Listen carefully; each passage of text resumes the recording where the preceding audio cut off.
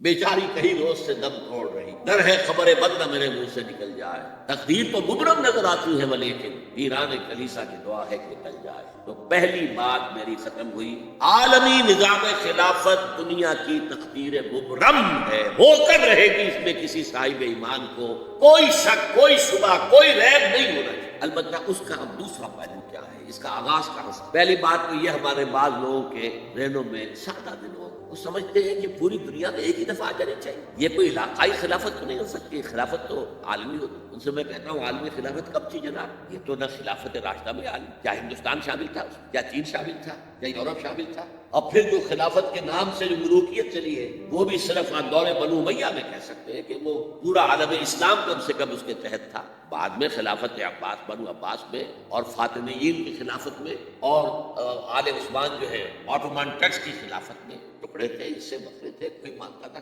اور سب سے بڑی بات یہ اگر ایک دم پوری دنیا پر خلافت قائم ہو سکتی تو حضور کے نسل مبارک سے ہوتی، کہ نہیں ہوئی۔ نتیجہ کیا نکلا؟ ایک ملک میں حضور نے قائم کر جزیرہ نما عرب، یہاں خلافت قائم ہو گئی، حضور خلیفہ۔ اس کے بعد آپ کے خلفائے راشدین نے پھر شرقاً غرباً شمالاً 3 کالمز نکلے ہیں فوجوں کے، صحابہ کرام 3 کالمز، ایک ایسٹ ورڈ، ایک ویسٹ ورڈ، ایک نارتھ۔ ایک عراق کو فتح کرتے ہوئے ایران میں پہنچ گیا، خراسان تک چلا گیا۔ ایک شام کو فتح کرتے ہوئے اور پھر سینائی پیننسلا سے ہو کر افریقہ میں داخل ہوا اور اٹلانٹک تک۔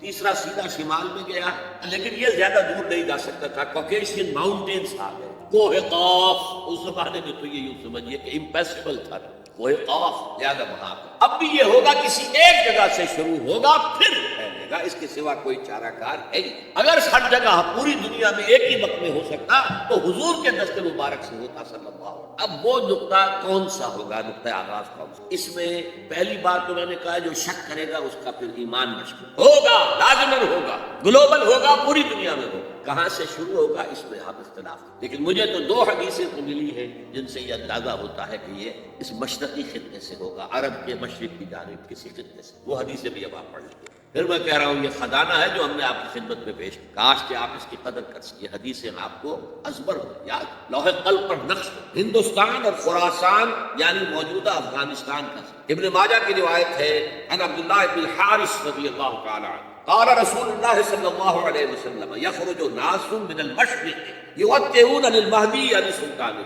سلطانہ، دونوں طرح سے پڑھ سکتے۔ حضرت عبداللہ ابن حارث فرماتے ہیں رضی اللہ تعالی عنہ کہ حضور نے ارشاد فرمایا مشرق کی طرف سے وہ فوجیں نکلیں گی، لوگ آئیں گے جو عرب میں مہدی کی حکومت قائم ہے۔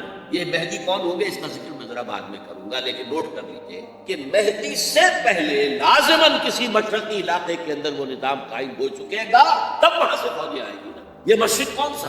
عرب کے مشرق میں آپ چلیے، ایران بھی آ جائے گا، افغانستان بھی ہے، اور اگر اس سے اور توسیع ہندوستان بھی، یہ ہے عرب کا مشرق۔ اس سے فوجیں، اس کا کیا مطلب ہے کہ اس میں سے کسی جگہ پر نظام خلافت پہلے قائم ہو جائے گا تاکہ وہاں سے فوجیں جائیں گی جو جزیرہ نما عرب میں حضرت مہدی کی حکومت کو قائم۔ اب دوسری حدیث، یہ سنن ابن ماجہ کی حدیث تھی جو میں نے آپ کو سنائی، آپ نے پڑھی۔ دوسری عن ابی ہریرہ رضی اللہ تعالی عنہ، یہ ترمذی شریف کی روایت، قال قال رسول اللہ صلی اللہ علیہ وسلم یخرج من خراسان رایات سود لا یردها شیء حتی تنصب به، خراسان کے علاقے سے سیاہ جھنڈے لے کر فوجیں آئیں گی، ان کا رخ کوئی موڑ نہیں سکے گا، ان کو پیچھے پھیر نہیں سکیں گے کوئی نہیں، یہاں تک کہ وہ یروشلم میں جا کر جھنڈے نصب کرتے۔ ایلیا حضور کے زمانے میں یروشلم، یہ یروشلم تھا جب حضرت سلیمان کی حکومت تھی اور یہاں پر معبد سلیمانی، ہیکل سلیمانی قائم، پھر یہ یروشلم گرا ہے تاریخ، یہاں تک کہ سن 70 عیسوی میں جب ٹائٹس رومی جنرل نے اس کو گرایا، ختم کیا، سیکنڈ ٹیمپل گرا دیا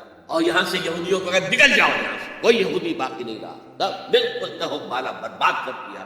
اس کے کوئی 150 سال بعد ہیڈریان، رومن ایمپرر ہیڈریان، اس نے پھر دوبارہ آباد، 150 سال تک یہ بالکل بنجر اور بالکل غیر آباد۔ اب ہیڈریان نے جب آباد کیا تو اس کا نام ایلیا رکھا، اب یروشلم نام، تو حضور کے زمانے میں پھر اس کا نام ایلیا۔ اور اب اس سے کیا معلوم ہو رہا ہے کہ یروشلم مسلمانوں کے قبضے سے اس وقت نکلا، ایک دفعہ پہلے نکلا تھا، سن 1099 عیسوی میں مسلمانوں کے ہاتھ سے نکلا، کروسیڈرز، عیسائیوں نے آ کر اس کو قبضے میں کیا، لاکھوں مسلمانوں کو مارا تھا۔ اس کو 1187 عیسوی میں واپس لیا ہے، کس نے لیا ہے؟ صلاح الدین ایوبی، کرد، عرب کھوکھلے ہو چکے تھے، عربوں نے کھویا، واپس نہیں لے سکتے۔ بہت حکومت کر چکے تھے، 400-500 برس کی حکومت کر کے، اور ان کے عیش اور ان کے آرام اب ان میں جان نہیں کہ وہ واپس لینے والا گرم پرد صلاح الدین ایوبی، تو گویا کہ اب آپ سمجھ گئے کہ 88 برس تک عیسائیوں کا قبضہ رہا ہے۔ اب 1967 میں یہودیوں نے قبضہ کیا ہے، اور اب 38 برس تو ہو گئے، 88 نہیں 38 برس ہو گئے،